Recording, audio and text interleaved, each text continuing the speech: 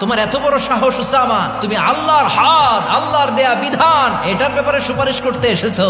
তোমরা কি জানো তোমাদের আগে যত কওম, যত গোত্র, যত জনপদ ধ্বংস হয়েছে তার কারণ ছিল তাদের মধ্যে গরিবরা অন্যায় করলে তারা বিচার করত, আর ধনীরা অন্যায় করলে তারা মাফ করে দিত। খবরদার! মক্কার একটা ভেরি প্রেস্টিজিয়াস এন্ড ডিগনিফাইড ফ্যামিলির নারী চুরিতে ধরা পড়ল। চুরির বিধান হলো হাত কেটে দাও।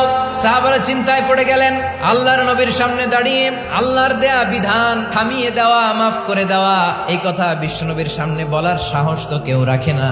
কেউ কেউ বলল, উসামারে পাঠাও। তরুণ সাহাবী বিশ্বনবীর কাছে গেলেন, যে বললেন, এবারের জন্য কি এই মহিলাটারে মাফ করে দিলে হয় না?